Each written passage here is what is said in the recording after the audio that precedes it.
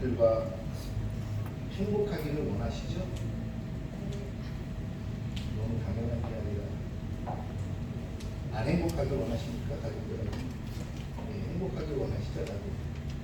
가족들과 행복하길 원하시죠? 이렇게 표현을 이러세요. 예, 몇 번 말씀드린 것 같은데 아이들을 키우면서 가장 기억에 남는 순간이 언제인가 이렇게 지금도 생각해보면 아마 다른 것이 아닌 것 같아요. 저희가 집사람과 2005년도에 결혼했는데 2005년도에 결혼해서 처음으로 산 밥상이 있어요. 큰 밥상. 근데 그게 지금도 저희 집에 있습니다. 그런데 그 밥상은 꼭 식탁이 있는데 그 밥상에 밥을 차려놓고 그 다음에 TV를 켜고 런닝맨을 틀어놓고 런닝맨을 보면서 그 밥을 먹으면서 낄낄대고 웃었던 거. 지금도 보면 아이들이 어렸을 때는 여기 덥잖아요. 그러니까 전부 다 팬티만 입고 우리 딸도 팬티만 입고 전부 다 팬티만 입고 그 런닝맨을 보면서 밥 먹다가 서로 웃으면서 낄낄대고 웃었던 기억. 아마 아이들을 키우면서 이 기억은 제 기억 속에서 사라지지 않을 것 같습니다. 여러분, 행복한 가정은 그리고 행복으로 기억에 남는 가정은 무엇이냐면 웃음을 많이 공유하는 거예요. 웃음. 그 런닝맨 보면 지금도 런닝맨 재미있나요? 재미없어요. 그때도 어떤 사람들이 재미없다 그랬는데 저희는 그게 그렇게 재밌었어요. 특히 우리 둘째나 우리 막내는 그 이광수, 그 큰 친구 있잖아요. 그 친구가 나와서 하면은 뭐가 웃기지도 않는데 그렇게 웃는지 모르겠어요. 그런데 그렇게 런닝맨이라는 프로그램 그리고 한 상에 둘러서 밥을 먹으면서 함께 웃었던 기억은 아마 평생에 잊혀지지 않을 것 같아요. 버지니아 시티어라는 그 가족 치료의 대가인 버지니아 시티어가 뭐라고 이야기했냐면 이렇게 이야기했던 가족 구성원 간의 긍정적인 상호작용과 공유된 즐거움은 가족 응집력을 높이고 서로에 대한 신뢰와 애정을 강화하며 안전하고 지지적인 환경을 만든다. 웃음은 이러한 긍정적 상호작용의 중요한 표현이며 건강한 가족의 신호로 여겨진다. 라고 이야기합니다. 다시 말하면 건강한 가족은 가족 간의 상호작용이 많이 일어나는 거예요. 그런데 그 상호작용이 많이 일어났다, 우리가 공감대가 많이 형성됐다 라고 볼 수 있는 것이 무엇이냐? 그것이 웃음이라는 거예요. 그러니까 그 웃음을 통해서 가족끼리 상호작용이 많이 일어나요. 다시 말하면 공감대가 많이 형성됩니다. 이것을 다르게 이야기하면 무엇이냐면 가족 간의 끈끈한 관계가 이루어졌다고 이야기하죠. 다시 말하면 이 가족 간의 끈끈한 긍정적인 관계는 무엇을 형성하느냐? 우리 속에 행복하다라는 것을 형성한다는 거죠. 그러니까 행복이나 복은 다른 것이 아니에요. 이 긍정적인 상호작용이 우리 속에서 계속적으로 일어나게 하는 것이 행복한 것이에요. 여러분 돈이 많아서 행복한 건 아니라는 거 이제 잘 아시잖아요. 돈이 많은 건 편한 거예요. 조금 더 편한 거예요. 그런데 그것은 행복한 것이 아니에요. 우리는 가끔 편한 거든지 아니면 가끔 누구를 부릴 수 있는 힘이 있으면 그것이 행복이라고 착각하는 경우가 있어요. 아니요. 그것은 행복한 것이 아니에요. 그것은 내 몸이 그리고 나의 욕망이 조금 만족해 되고 조금 편해질 뿐이에요. 진정한 행복은 무엇이냐면 이 긍정적인 상호작용이 계속 일어나요. 다시 말하면 관계 속에서 이 긍정적인 상호작용, 이 관계가 좋은 관계가 계속 형성됨으로 인해서 그것을 통해서 느껴지는 감정이 행복이라는 감정입니다. 이것은 다시 말하면 혼자서는 되지 않는 것입니다. 다시 말하면 행복하다, 아니면 복되다 라는 감정을 느끼기 위해서는 무엇이냐면 그것은 혼자서는 도저히 되지 않는 것입니다. 천상천하 이화독전이라고 이야기하며 세상에 나밖에 없다라고 이야기할 수는 있지만 아니요, 그렇지 않습니다. 혼자서는 살아갈 수는 있지만 혼자서 행복을 느끼며 살아갈 수는 없습니다. 맛있는 것을 많이 먹는다고 그 잠깐 동안의 입속에서의 만족감은 있을지 모르지만 그것을 우리는 행복하다고 이야기하지 않습니다. 어떠한 내가 기쁜 것을 TV를 보면서 기쁜 것이 있으면 그것을 보면서 우리가 웃으며 기쁨을 느낄 수 있지만 그것을 보는 것을 우리는 행복하다라고 이야기하지 않는다는 거죠. 그것을 매개체로 해서 어떤 누군가와 상호작용이, 긍정적인 상호작용이 일어나서 그것을 통해서 우리의 관계성에서 느껴지는 그 감정선, 그것이 행복이라는 거죠. 다시 말하면 행복은 혼자서 되지 않는다는 거죠. 행복은 한 상에 둘러서 우리가 먹고 마시며 그것을 통해서 느껴지는 행복들, 그 감정선들, 다시 말하면 행복은 서로 간의 관계 속에서 일어나는 것이라는 거죠. 이러한 것을 모르고 행복을 찾는다면 아마도 행복을 찾기에는 어려울 것입니다. 행복하기 위해서, 복을 누리기 위해서는 우리는 이러한 원리들을 알아야 합니다. 요즘에 또 우리 집사람이 가장 좋아하는 TV 프로는 무엇이냐? 불꽃이냐? 그거. 그런데 저도 어릴 때 야구를 참 좋아했지만 여러분, 야구라는 것이 그렇습니다. 이 야구는 뭐냐면 룰을 모르면 절대로 재미없어요. 그거 뭐 그냥 던지고 그냥 막대기로 치고 그 다음에 달려가고 저게 뭐 재미있나? 이렇게 생각할 수 있어요. 그런데 그 야구를 재밌게 만들고 야구를 보면서 흥미진진하게 만들 수 있는 것은 무엇이냐면 그 룰에 달려있어요. 룰을 알고 그 룰의 의미를 알면 드디어 야구가 재밌어지는 것입니다. 바로 행복도 이렇습니다. 내가 행복하기 위해서, 내가 복되게 하기 위해서, 내 삶이 복된 삶으로 살아가기 위해서는 그냥 그 세상에 말하는 내가 원하는 것을 갖는다고 복된 것이 아닙니다. 내가 원하는 것을 내가 누리고 있다고 복된 것이 아닙니다. 이 복된 것, 행복한 것도 무엇이냐면 무엇이 진정한 행복이고 어떻게 복이 이루어지는지 우리는 원리를 알고 있을 때 우리는 진정한 복되고 행복한 삶을 누리게 되는 것입니다. 세상에서 이야기하는 복은 도대체 무엇입니까? 세상에서 이야기하는 행복은 무엇입니까? 전쟁에도 말씀드렸지만 우리는 가끔 세상에서는 만족한다, 내 욕망이 실현됐다, 기쁘다라를 우리는 행복하다라고 가끔 세상을 착각합니다. 그런데 재미있는 것은 성경은 절대로 그 복을, 그 행복을 그것으로 이야기하지 않습니다. 성경은 철저하게 행복하다, 복되다라고 이야기하는 것은 성경은 관계 속에서 만들어내요. 성경은 관계 속에서 너의 관계가 지금 어떠한 관계가 있느냐, 너희 둘 사람의 아니면 너희 가족 간에 아니면 너희 공동체 간에 지금 어떠한 관계 속에서 이루어져 있고 너희의 상호작용이 어떻게 일어나고 있느냐, 이것으로 성경은 복된지 아닌지를 판단한다는 거죠. 성경에서 말하는 가장 큰 복은 무엇입니까? 성경에서 말하는 가장 큰 복은 다른 것이 아니라 바로 이 관계. 첫 번째 관계는 무엇이냐? 여러 번 말씀드리지만 하나님과 우리의 관계 속에서 어떠한 긍정적 상호작용이 일어나고 있느냐라는 거죠. 여러분이 하나님을 아는 것 자체가 벌써 성경은 복이라고 이야기합니다. 하나님을 모르기 때문에 그것이 복이 없다라고 이야기합니다. 하나님을 모르는 삶을 불행한 삶이라고 이야기합니다. 하나님을 아는 삶을 복된 삶이라고 성경은 이야기합니다. 오늘 아브라함은 하나님이 부르시잖아요. 부르시는데 하나님이 아브라함을 뭐가 되게 하기 위해서 부르신다 그래요? 나는 너를 복이 되게 하기 위해서 부른다라고 이야기합니다. 아브라함은 하나님이 부르시기 전까지 하나님을 알고 있었을까요? 모르고 있었을까요? 아마 아브라함은 하나님을 몰랐을 것이에요. 그 메소포타미아 갈대아인의 땅, 그 우르에서 살아가면서 그의 삶은 다른 신상들, 다른 우상들을 만드는 그러한 직업이 원래 아브라함의 직업이었다고 이야기하지 않습니까? 다시 말하면 하나님을 잘 모르던 사람이에요. 이 하나님을 모르던 사람 앞에 누가 나타나냐면 하나님이 나타났어요. 그리고 하나님이 말씀하세요. 내가 너를 복이 되게 하겠다. 이 복은 무엇이냐? 하나님을 아는 삶, 하나님과 동행하는 삶, 이것이 복이라고 성경은 이야기한다는 것이에요. 아담이 왜 복된 사람입니까? 아담은 하나님이 만드셨고 하나님과 동행하고 하나님을 알고 있었고 하나님을 통해서 살아가는 사람이기 때문에 아담은 복된 사람이었어요. 그런데 왜 아담이 죄인이 됐고 아담이 왜 불행한 사람이 됐습니까? 그 하나님과 관계했던 그 하나님과의 관계 속에서 긍정적인 상호작용이 일어났던 모든 것들이 어느 일순간에 다 끊어지게 되고 하나님과의 관계에서 이제 긍정적이 아닌 부정적인 상호작용이 일어나기 시작하고 이러한 것에서 하나님이 멀어지게 되고 그러기에 아브라함은 복된 사람이었다가 불행한 사람, 복되지 않은 사람으로 보입니다. 이 복되지 않은 아브라함의 후손들을 다시 복되게 하기 위해서 오신 분이 누구세요? 그분이 예수님이세요. 그분은 우리가 이야기하는 그리스도라고 말하는 그 예수님이세요.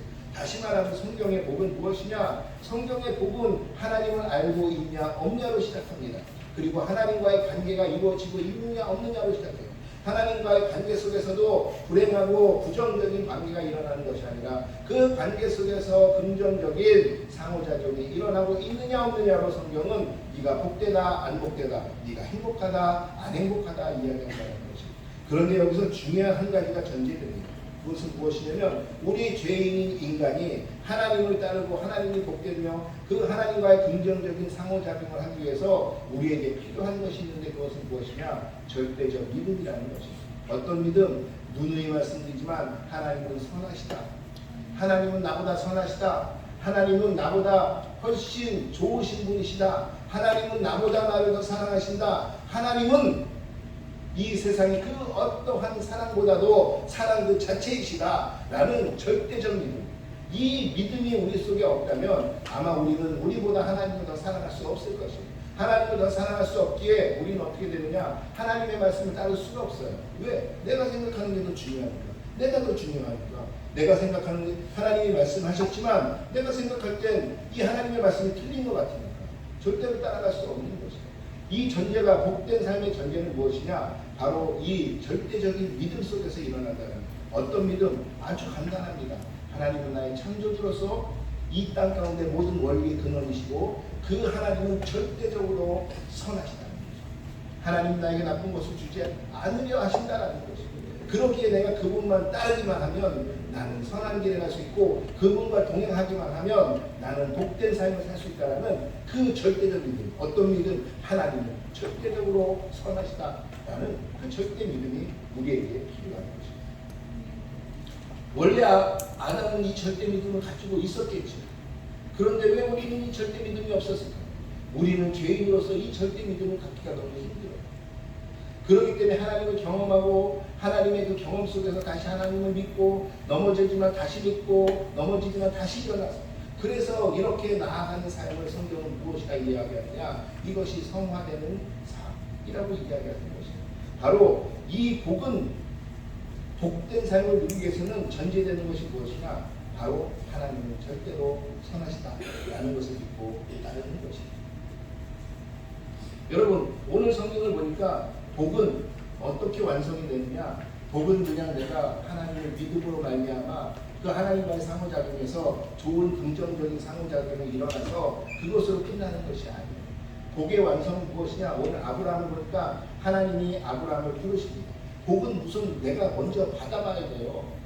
그 받는 조건이 무엇이냐? 아브라함을 하나님을 부르시는데 이렇게 말씀하십니다. 너는 너의 친족과 너의 고향과 너의 모든 것을 다 떠나라라는 것입니다. 다시 말하면 이것은 무엇을 이야기하느냐? 네가 복을 받기 위해서는 해야 될 것이 있는데 지금 너는 어딘가에서 그걸 떠나야 된다는 것입니다. 내가 지금까지 가지고 있었던 중요하게 생각했던 것을 내려놓으라는 것입니다. 무엇이냐? 나에게서부터 세상에서부터 내 주변의 도움들로부터 그리고 내가 힘들어하는 모든 환경들로부터 너는 떠나라는 것입니다. 다시 말하면 너를 내려놓고 하나님을 절대적으로 신뢰하라는 것입니다. 다시 말하면 세상의 모든 진리를 내려놓고 하나님의 진리를 따르라는 것입니다.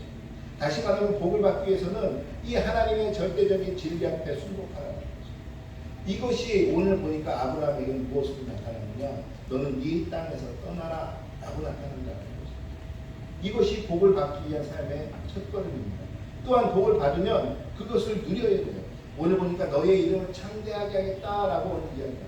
다시 말하면 하나님께서 그 이름을 아브라함의 이름을 창대하게 다시 말하면 그 이름을 빛나게 해주시는 거지 네 스스로 창대해지지 않는다는 거죠. 복을 받은 사람은 무엇이냐면 하나님께로부터 세상으로부터 하나님께로 떠나고 세상의 진리로부터 하나님의 진리로 떠나고 나의 생각에서 하나님의 생각으로 떠나고 나의 진리에서 하나님의 진리로 떠나고 이렇게 떠난 사람을 하나님은 어떻게 만드시냐면 내가 너를 이 세상 가운데 빛나는 자로 만들겠다라는 거죠. 왜? 너 유명하게 만들기 위해서 너의 마음에 그 욕망을 실현시키기 위해서 하나님은 빛나는 자로 만들어 주실까요? 아니요. 오늘 우리가 읽은 것처럼 바로 그 빛이 세상의 모든 곳에 전해지고 모든 사람이 그 빛을 알도록 하기 위해서 빛나게 해주시는 것입니다. 하나님께서 그래서 복을 그렇게 누린 자들은 무엇을 해야 되냐? 오늘 보니까 너는 그 3절에 보니까 이렇게 이야기합니다. 너로 말미암아 모든 족속이 복을 얻을 것이다 라는 것입니다. 다시 말하면 복은 내가 받았고 내가 누렸으면 복의 완성은 무엇으로 되는 것이냐? 바로 이 복을 세상 가운데 나눠지는 것을 통해서 복은 완성된다는 것이죠. 복이 나눠지지 않으면 그것은 복이 되지 않아요. 하나님이 나를 빛나게 하시는 이유는 뭐냐면 세상 가운데 그 복을 보게끔 하기 위해서 나를 빛나게 하시는 거예요. 그 나를 창대하시게 하는 이유는 바로 세상 사람들이 하나님의 복이 무엇인지 바라보게 하기 위해서 나를 창대케 하시는 것입니다.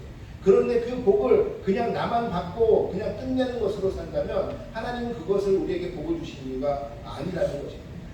처음에도 전자에 말씀드렸지만 행복은 무엇이냐면 나 혼자서는 절대 되지 않아요. 행복은 한 상에 둘러서 먹고 마시며 서로 간의 관계 속에서 긍정적인 상호작용이 일어나야 하는 것입니다. 그냥 나 혼자 복을 받고 끝내는 것으로는 복된 삶이나 행복한 삶이 아니라는 것입니다. 어떻게? 그 주변에 전파되어 상호작용이 일어나게 해야 돼요. 긍정적인 상호작용이 일어나게 해야 돼요. 바로 그것을 복의 완성이라고 이야기하십니다. 다시 말하면 복의 완성은 무엇이냐면 내가 진정으로 복된 삶이었다. 내가 눈을 감을 때 이야기할 수 있는 것은 무엇이냐면 그 복을 얼만큼 주변에 나누며 내가 상호작용을 나와 일어나게 만들었느냐, 이것이 나의 삶이 복됐는지 안 복됐는지 성경은 그것으로 판단한다는 것입니다. 부자가 아무리 돈을 많아도 그 부자가 나만 위해서 그 돈을 쟁여두고 썼으면 그 부자는 사회에서는 아무런 도움이 되는 그러한 사람이 되지 않습니다. 그저 인간의 욕망만을 건드린 사람입니다. 그러나 부자가 그 돈을 많이 벌어서 그것을 주변에 나누고 서로 간에 그것을 통해서 서로 간에 기쁨을 누리게 하고 그것을 통해서 서로 간에 좋은 관계를 맺어갔다. 이 사람의 이름은 어떨까요? 이 사람의 이름은 죽어서도 그 사람의 이름은 계속적으로 남을 것입니다. 여러분, 복은 바로 이것이에요. 복은 나 혼자 받아서 나 혼자 누리는 것이 아니라 복은 내가 받아서 그것을 주변에 나눠서 서로 간의 상호작용을 일으키게 만드는 것이 복이라는 것입니다. 그리고 그것이 하나님께서 우리를 부르신 목적이라는 것입니다. 그런데 오늘 재밌는 것이 있습니다. 여기에 결단이 하나 필요하다는 것입니다. 복을 완성시키기 위해서는 결단이 필요해요. 여러분, 오늘 보니까 우리가 잘 아는 창세기 12장 1절에서 3절의 말씀, 이것을 우리가 얼마나 복받은 삶에 우리가 기초로서 우리가 유명한 말로 알고 있습니다. 그런데 왜 하나님께서 지금 아브라함에게 나타나셔서 지금 이 말씀을 하고 계실까요? 이게 중요해요. 11장 27절부터 보니까 아브라함의 아버지 이름이 뭐예요? 성경 다시 봅시다. 그 앞에 한번 보시고 저에게 답을 주세요. 아브라함의 아버지 이름이 뭐예요? 모모가 데라. 데라잖아요. 데라. 그죠? 그리고 아브라함에게는 이미 우르 땅에 있을 때 삼형제예요. 아브라함의 장남 그리고 그 두 동생이 있었습니다. 그리고 아브라함은 이미 갈대아의 이대 땅 우르에 살고 있을 때 그는 이미 결혼해서 부인도 있었어요. 비록 둘째 동생이 먼저 죽기는 했지만 그 동생이 죽었어도 그 아버지와 살아갑니다. 그런데 이 어느 날 데라가 자기의 아들과 그 아브라함의 조카 롯을 데리고 가나안 땅으로 이동하기 시작합니다. 정확하게 성경은 아브라함이 본토 친척 아비집을 떠나서 그가 우르에서 가나안 땅으로 떠난다고 이야기하잖아요. 오직 한 구절, 사도행전에서는 스데반이 설교를 하면서 그가 메소포타미아 땅에 있을 적에 하나님의 음성을 듣고 하나님의 부르심을 받아 라고 이야기하지만 학자들 간의 견해는 여러 가지가 있습니다. 그런데 성경적으로는 이 창세기에서 정확하게 어떻게 이야기하고 있냐면 그 아버지 데라가 우르 땅에서 가나안으로 가려고 가족들을 데리고 떠납니다. 그러다가 지금 어디에 정착했느냐? 잠깐 하란이라는 그 중간 기착지에 정착했습니다. 그런데 재밌는 것은 오늘 보니까 거기에서 그 아버지 데라가 죽습니다. 아버지 데라가 자식들을 데리고 며느리를 데리고 그리고 그러니까 손자를 데리고 지금 가나안 땅으로 가기 위해서 여행을 시작했는데 그 리더자였던 아버지가 하란에서 죽어요. 그 아버지가 죽으니까 이제는 이 여행의 리더자가 누가 될까요? 누가 될까요? 네? 당연히 장남인 아브라함이 되겠죠. 아브라함이 리더자가 됐는데 이 아브라함에게 리더자가 되고 나니까 하나님이 나타나신 거예요. 어디에서? 이 중간 기착된 하나님. 그런데 왜 그렇다면 하나님께서는 이 하란에서 아브라함에게 나타나셔서 너는 친족집으로 가지 마라. 너는 그곳으로 가지 말고 내가 너에게 지시한 땅, 그 땅으로 가라. 라고 왜 하나님은 굳이 말씀하실까요? 아마 아브라함은 이랬을 것 같아요. 지금 이곳에서 아버지를 잃고 이제 어떻게 해야 되지? 고민을 시작했을 것 같습니다. 내가 익숙한 땅인 우르로 돌아가야 되나? 살기 위해서. 아니면 아버지하고 같이 떠난 그 가나안 땅으로 이지의 세계로 가야 하나? 라는 고민이 아마 내게 있었을 것입니다. 그리고 우르와 가나안 사이에서 내가 지금 어떻게 해야 되지? 라는 고민을 그는 하고 있었을 것입니다. 그럴 때 하나님이 아브라함에게 나타나서 하시는 말씀이 뭐냐면 너는 그 갈대인의 땅 우르로 다시 돌아가지 말라라고 하는 거예요. 내가 너를 복을 주기 위해서 너를 불렀는데 그 복을 완성하기 위해서는 거길 떠나야 되거든. 거길 떠나서 내가 지시한 그 땅에 가야지만 너는 복을 받을 수 있어. 다시 말하면 그 땅에 가서 나의 명령과 함께 살아가는 동행하는 삶을 살아야 너는 복이 될 수 있어. 내가 너를 반드시 복된 사람으로 반드시 복이 되게 할 거야. 그러니 나와 함께 가자라고 하나님은 제안하고 계십니다. 지금 하나님은 그 가나안 땅으로 가라고 명령하시는 것이 아니라 아브라함아 나와 함께 동행하지 않겠니라고 지금 물어보고 계신 것입니다. 네가 나와 동행한다면 너는 복이 될 것이야 라는 것입니다. 네가 나의 말을 따르면 너는 복이 될 것이야 라는 것입니다. 네가 나를 따르고 네가 나와 함께 가면 나는 반드시 너를 복되게 만들 것이야 라는 것입니다. 그런데 아브라함이 여기서 결단을 합니다. 어떤 결단? 그래 하나님을 따르겠습니다. 내가 내 모든 것을 떠나겠습니다. 라는 결단을 여기서 내리는 것입니다. 여러분 복된 삶을 살기 위해서는 이 결단이 필요해요. 하나님은 지금도 우리에게 계속적으로 제안하세요. 그리고 말씀하세요. 너의 모든 것들을 내려놓고 너의 것들을 버리고 떠날 수 있겠니? 떠나고 내가 지시한 그 한 땅을 너는 갈 수 있겠니? 라고 나와 함께 가자라고 하나님은 지금도 우리에게 제안하고 계시다는 거죠. 그 제안에 우리가 어떠한 결단을 따르느냐 안 따르느냐에 따라서 우리는 복된 삶을 성경에서 이야기하는 복된 삶을 살아가느냐 아니면 아니냐. 여러분 복된 삶의 기본은 하나님과의 관계에서 긍정적인 서로 상호관계가 일어나는 것이라 했습니다. 하나님을 따르는 것이라 했습니다. 그리고 그것을 따름으로 인해서 내 주변 사람들과도 긍정적인 상호작용을 일으킬 수 있고 또 이 세상과도 긍정적인 상호작용을 일으킬 수 있고 그것을 통해서 우리는 복된 관계를 만들어갈 수 있는 것인데 거기서 하나님은 첫 번째로 원하시는 것이 무엇이냐? 네가 나와 동행하며 살아갈 수 있겠니? 라고 물어보시는 것입니다. 여러분 평양감사도 평양감사 맞죠? 평양감사입니다. 감사 맞죠? 예. 평양감사도 자기가 싫으면 못하는 것이에요. 하나님께서 이런 제안을 주셔도 우리가 우리의 자유의지로 따르지 않는다고 하면 우리가 못하는 것이에요. 아브라함이 만약에 싫습니다. 난 내가 편한 우르로 가겠습니다. 거기에는 먹을 것도 많고 내 친족들도 있고 내가 벌어먹을 것도 있고 내 재산도 지금 가진 것보다 더 많고 나는 그곳에서는 너무 익숙하게 내가 기쁘게 행복하게 살아갈 수 있습니다. 라고 이야기하고 우르로 돌아갔다면 아브라함은 지금 제가 설교하는 지금 여기에서 아브라함의 주제로 있을 수 있었을까요? 아브라함은 거기서 결단을 합니다.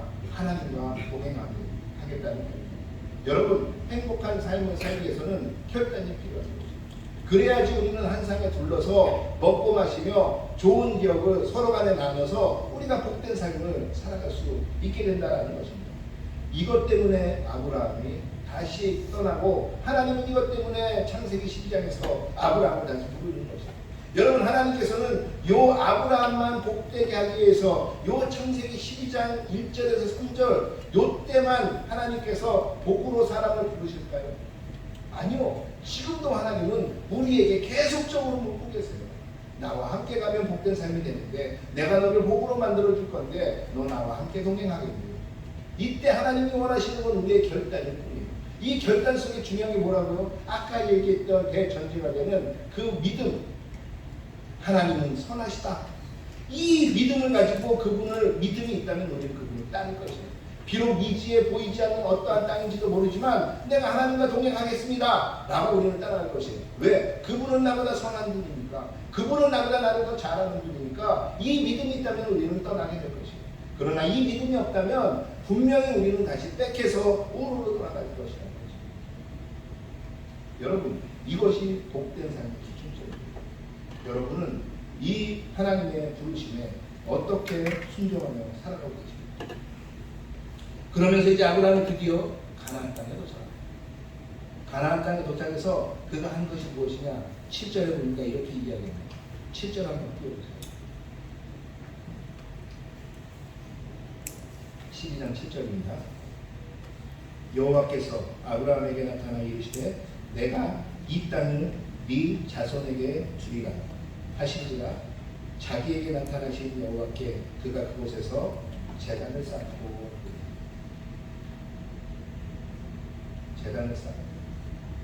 그 가나안 땅에 도착했더니 하나님이 드디어 약속하십니다. 어떤 약속?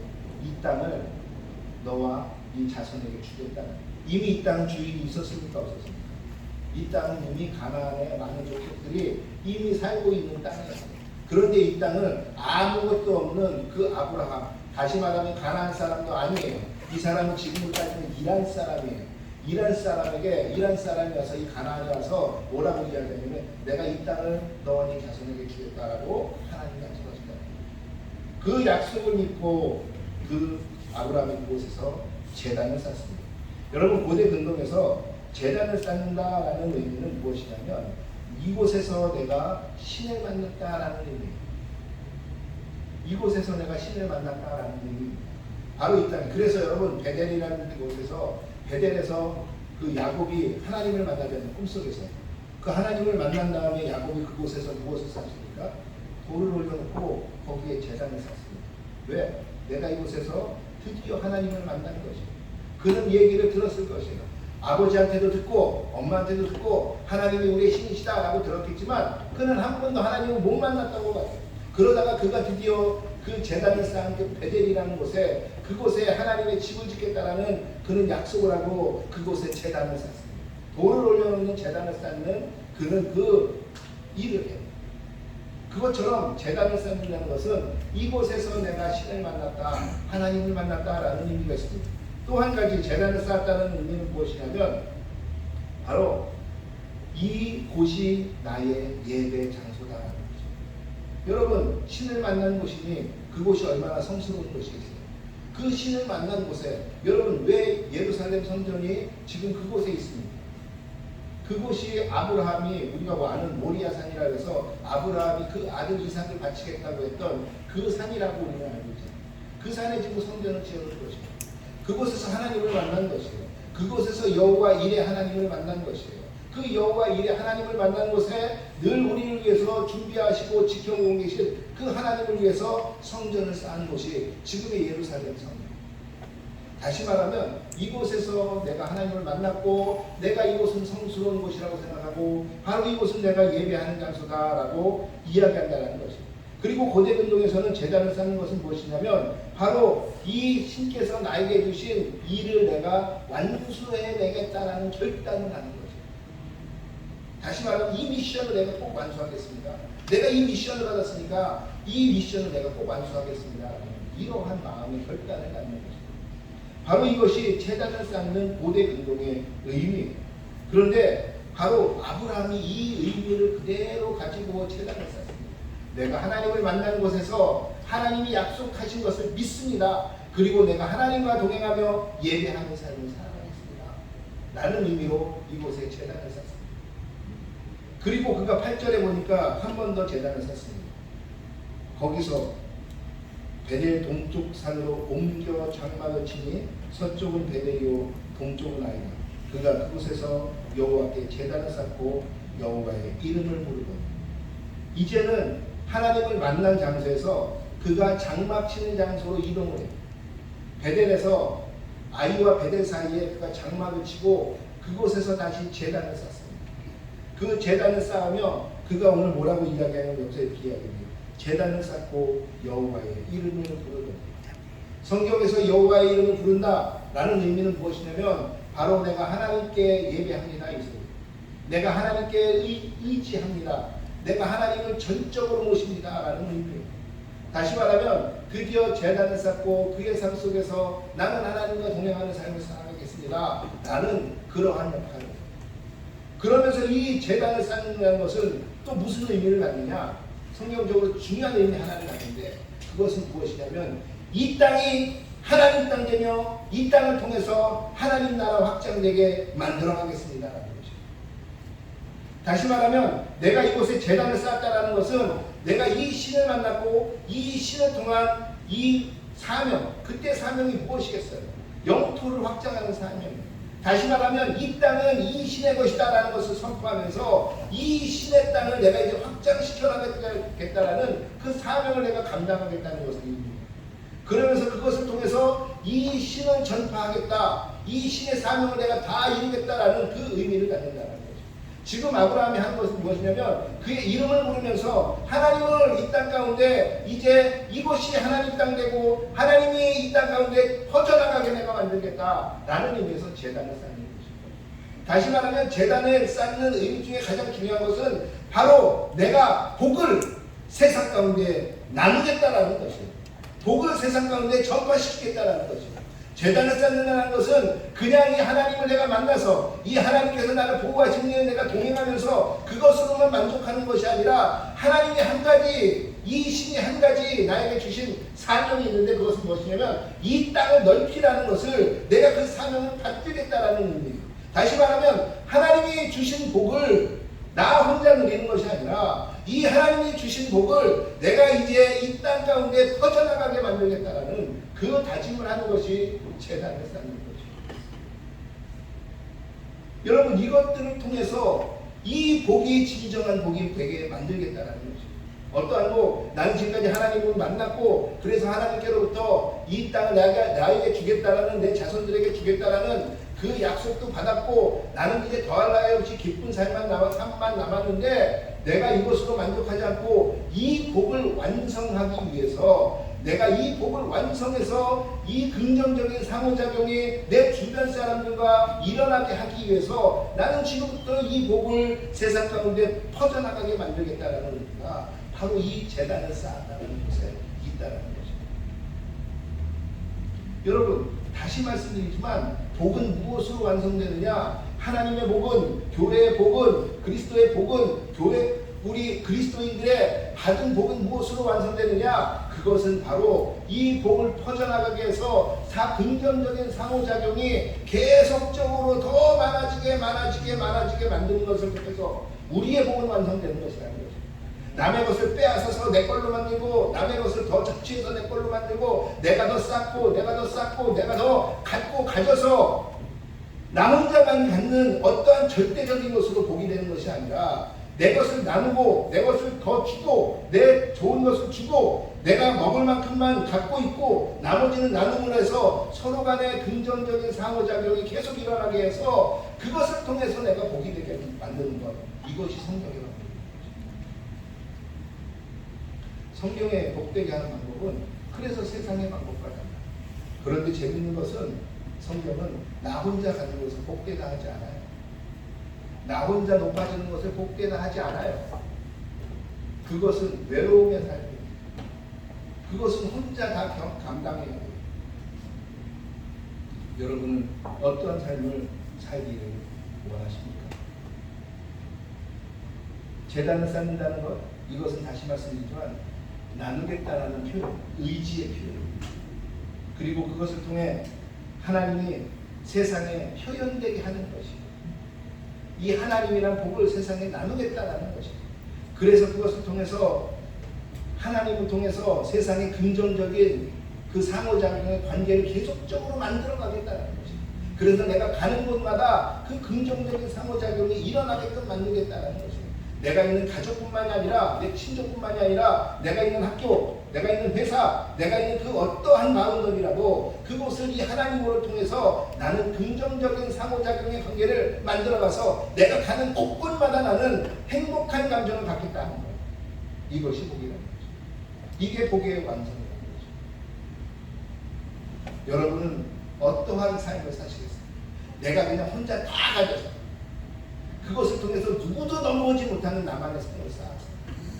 나는 누구보다도 높은 곳에 있는 사람도 혼자 살아가고, 다시 말씀드리지만 이 찬물이 몸에 넘어갈 때 이 목구멍만 잠깐 좋게 하는 그 만족을 누리시겠습니까? 아니면 내가 가진 그 복을 나눔으로 인해서 모든 곳이 내가 가는 곳마다 내가 긍정적인 상호작용이 일어나 늘 기쁨이 넘치는 그 삶을 만들어 가시겠습니다. 오늘 성경은 그러기 위해서 결단하라고 얘기합니다. 하나님이 오늘도 우리에게 말씀하십니다. 나와 함께 동행하자. 나와 함께 가자. 내가 너를 복으로 만들겠다 라고 이야기하는데 거기에 반응하며 결단하라는 것이, 여러분은 어떠한 노력을 안 합니까? 찬송가 559장에 보면 사철의 본가라는 게 거기에 3절이 어버이도 우리를 보이시고 그리고 환상에 둘러서 먹고 가시고 여기가 지금 천국입니다. 천국은 혼자 되는 것이 아닙니다. 천국은 환상에 둘러서 먹고 가시는 것입니다. 그리고 그것을 통해서 긍정의 상호작용이 일어나 내가 이곳에 있는 것이 안전하다는 감정을 갖는 게 크게 행복합니다. 그래서 가족 간에 있으면 행복한 것입니다. 그래서 부부 간에 있으면 행복한 것입니다. 그러한 것이 교회 안에서, 그러한 것이 내가 있는 직장 안에서 계속적으로 일어나게 해요. 무엇으로? 진정한 복이신 하나님으로 그것이 일어나게 해요. 그러한 복을 나누며 전파하여 복을 완성해서 복으로 살아가시는 저와 여러분 되기를 주의 이름으로 축원하겠습니다. 우리 교회 표어가 우리가 뭐라 그랬죠? 일상에서 복을 나누는 교회예요. 누구를 위해서? 하나님을 위해서? 세상 사람들을 위해서? 아니요. 정확하게 말하면 내 행복과 복을 위해서 일상에서 하나님의 일상에서 복을 나누는 교회가 되는 것입니다. 그러한 저와 여러분 되기를 주의 이름으로 축원하겠습니다. 그것을 통하여 우리가 있는 곳마다 긍정적인 상호작용이 일어나 그 관계를 통하여 우리가 있는 곳마다 행복감을 느끼는 그러한 삶을 살아가시는 저와 여러분 되기를 주의 이름으로 축원하겠습니다. 아멘. 우리 함께 기도하시겠습니다.